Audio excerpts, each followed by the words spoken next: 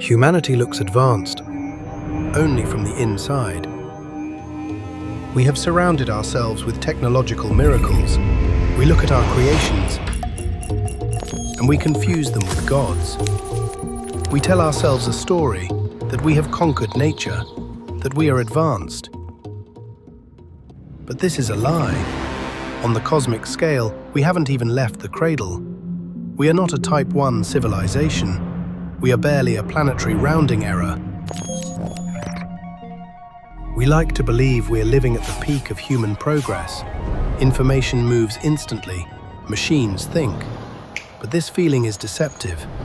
Technological presence is not the same as technological mastery. Progress isn't measured by what gadgets we invent, but by what we can control. And on that scale, humanity is far less advanced than we think. In 1964, astrophysicist Nikolai Kardashev proposed a brutal way to classify civilizations, not by morality, but by energy.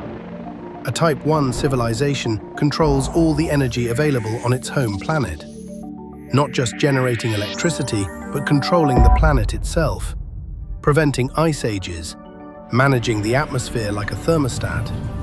By that definition, we don't qualify. Physicist Michio Kaku estimates humanity sits around type 0.7. We still rely on dead plants, fossil fuels, for our survival. We are essentially children who found a box of matches in a library full of dry wood. We don't know how to build the library, but we definitely know how to burn it down. The problem isn't technology, it's coordination. A true Type 1 civilization requires something rare: planetary thinking. Right now, we have tribes. We compete over borders and resources. We plan for the next election cycle, not the next millennium. Technological power grows exponentially. Wisdom grows linearly. And that gap is where extinction happens. Some look to nuclear fusion or asteroid mining as our saviors. These ideas aren't science fiction. They are necessary steps, but all of them depend on one fragile condition: stability. You cannot build a star on Earth if you are too busy fighting over oil. Technology cannot fix a broken civilization. Before humanity can become a planetary civilization, it has to survive being a divided one. Ecological collapse, global war, AI misalignment. These aren't distant possibilities. They are active risks happening now. If a civilization fails at this stage, it doesn't stagnate, it ends.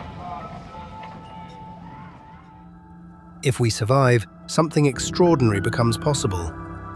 Type 2, a civilization that harnesses the total energy output of its star. The Dyson swarm. With that level of power, interplanetary travel becomes routine. We stop fearing nature and we start engineering it. But if civilizations like this are possible, where are they? The universe is 13.8 billion years old. It should be teeming with life, but we see nothing. This is the great filter.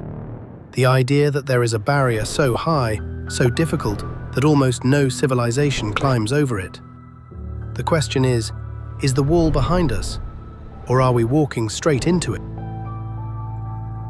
A Type 3 civilization controls energy on a galactic scale. At this stage, biology becomes optional. Consciousness becomes information. We become indistinguishable from the universe itself. But for us, standing here on Earth, fighting over scraps, this is just a fantasy. So where does that leave us?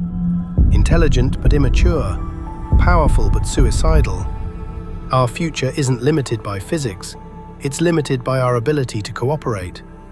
Becoming a Type 1 civilization isn't about conquering the universe, it's about learning how not to destroy ourselves first.